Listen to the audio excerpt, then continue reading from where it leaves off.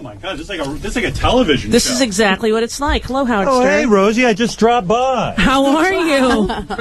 Who is everyone here? Well, next to you is Jeannie Weenie, and she's my friend from Comac. Hey, Jeannie, how you doing from Comac? And then we Comac's a nightmare. Isn't it a nightmare? It sure is. Yeah, and there's, we got a Deer Park right there, your cameraman. Oh, yeah. Brian is here. Who is this That's Helene. woman? Helene. She does my hair and makeup, isn't she? Nice, sexy. Hot. Thanks. I like you. Yeah. And she wasn't good enough for you to make the cut? No, believe me. We tried, Helene and I. She's got that heterosexual thing in the way. Yeah, You're into guys? Yep. Ugh. Very.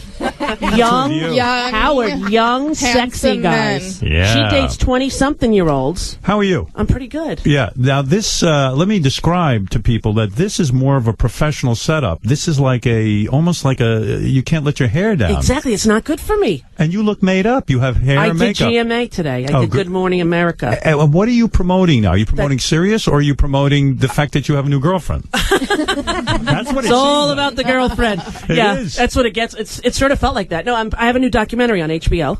That I did with Sheila Nevins. Which is about... A family is a family is a family. It's all about kids. All about kids. And what kind of families are in the country, and you'll like it. Oh, that's why you went on Oprah. That's why I went on Oprah. I didn't think you liked Oprah. I do like Oprah, but I'm intimidated by her. I had a sort of strange...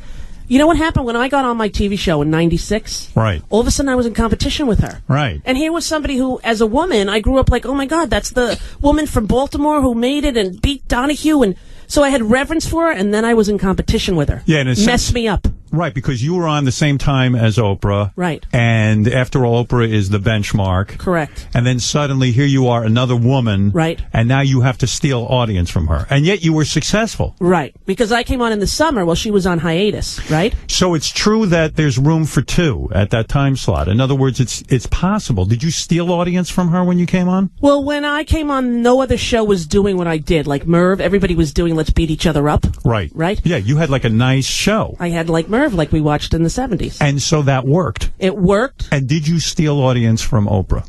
I think I probably made a dent into Summer for audience, but her numbers were always probably double what ours were.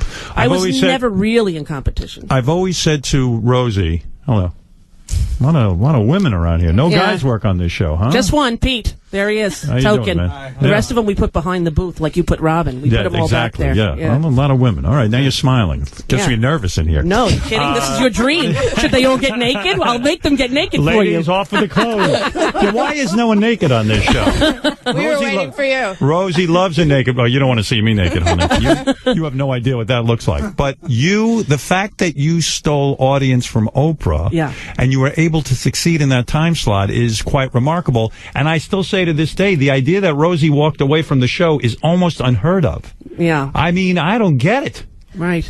Making all that dough, all that success, but you were healthy enough. This is a true sign of health. That you said, I had enough. I had enough. I made enough money. That's right. Most people are addicted. They can't give it up. I know, but once you hit a number, was there a number that you thought, once I hit this number, I am done? No. There was for me. And that was $100 million. You got it, buddy. That's what it was. I hit that money. When I heard somebody told me that's what I had, I thought, I am never going to work again. Goodbye. So you had made $100 million. Did you get nervous about money at any point when you walked away? Did you say, wait a second, I'm spending too much money? For example, you invested $10 million of your own money into the Boy George musical. That's right, Taboo. And you didn't make the money back? At all. Did that freak you out? Did you say, I have pressure now to get back? Not for a moment. In fact, as soon as I left the show and I heard I had 3-digit millions, I said to the money people, I never want to talk to you again. I never want to see you again. And if I ever have financial trouble again, I will sue all of you. Because when you say the money people who invest the money for you. Yeah. And where did you invest this money that you were able to make a great amount of money with it? In other words, did you put it in bonds? Did you put it in stocks? You could put it anywhere when it's $100 million and you could live off it the rest of your life, just the interest. But a lot of people have taken a hit in these financial times. Even people like you have $100 million. Yeah. That the interest, you have to have seen the interest go down, right? And on your investments. Do you want to know the truth, Howard? Yes. I never look at it.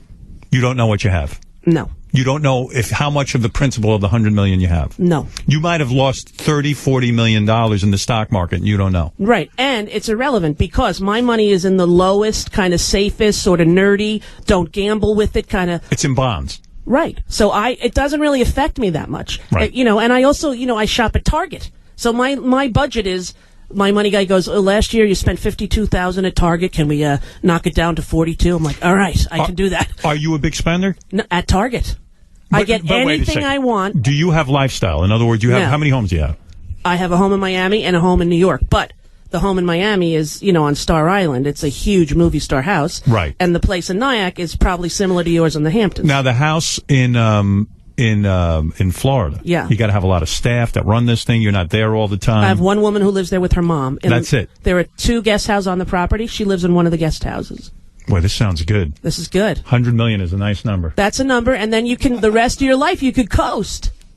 And that sounds like unbelievably grandiose to people who are making like a living, but when you get into that insane money that we make. I have an illness. I never think I have any money. Really? Yes. Now, even with this huge deal that everyone knew you had in the 500 million area? I don't feel as if I have money. Seriously? Yes. Now, do you think it's because growing up on Long Island? Yes. Yeah. And you grew up like in Roosevelt, in a shitty neighborhood. And did you like go to Corvettes and get all your stuff at John's Bargain Basement? And yeah, I had nothing. Yeah, there was nothing. Right. There was nothing. Right. And I don't feel like I've made a. Are you all right? How much money are you making over here? She's like 100 million, 200, 500 million. What is this? I know. She's making 47 cents. That's right. Poor woman doesn't wear shoes. How many people you got working on this show? We got 10. 10 people working total. On this show. Yeah, we got, who do we got? Yeah, and is it going, are you happy you came here? I love it. You love it? I love it. And literally, I tune in and I see you getting looser and looser with it. I can't believe it. The first week that we were on the air, I was like, okay, I hope I'm all right. By the 3rd month, like last month, I was like, this is the greatest gig in the world. It's fantastic. And you get to interview anyone you want and talk about anything, and nobody is there to say, don't say this or don't. You don't hear from anyone. It's kind of scary in a way. As someone who was over-managed and over-program directed, suddenly nobody even comments on what I'm doing. It's good, though. All right. Everybody still awake? Everyone's okay? awake. Yeah, right. They're awake. Yeah, I am exhausted. But Jeannie grew up right near us, Where'd you grow up? Well, I'm from Comac with Ro. Oh, Comac. Yeah, but we had the same. Comac's upscale. Comac's for rich people. You think so? From where you were? From where I was, compared to Roosevelt. That's near Laurelton, right? Yeah. Roosevelt's bad. Yeah, I know Roosevelt. Yeah, nobody has anything. Yeah, and your mom was depressed your whole childhood, right? Oh, yeah, pretty much so. Yeah. When I heard you talking about that recently, I was thinking about well, you should see how my father bangs her. Of course she was depressed. Good night. Poor woman needs it. Good night. Goodbye, everybody. So listen, so wait a second. What? So you went to Chicago yesterday? I did it on Thursday. Rosie and yesterday. And you flew there? I flew there on a regular old American Airlines plane. No private jet? No. But for you and me and Conan, honey, I wouldn't have can't believe you said no. I know. Rosie was very gracious. I was on the fence about going out to California and doing Conan's last show. Which they asked you to do. That's a big honor. They asked me to do it. Yeah. And it was one of the last shows. I don't know exactly what day they had involved there. So, I thought, wow, I could go on and really make things great. Yes. I would really attack Jay Leno. Yeah. You know how I feel. I know how you feel. Yeah. But then I was like, well, I don't want to go all the way out to California and do the Conan thing and all that. But then Rosie wrote me an email and said, listen, I'm going to get us a plane. Yeah. I got $100 million. That's right.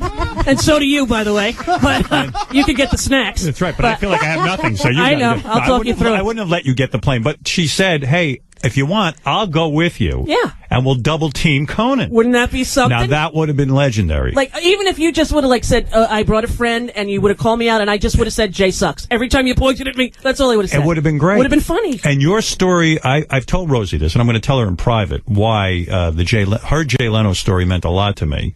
Because Rosie's take on it was very unique, why she hates Jay. I did this on the show, and I'm not going to go through it again.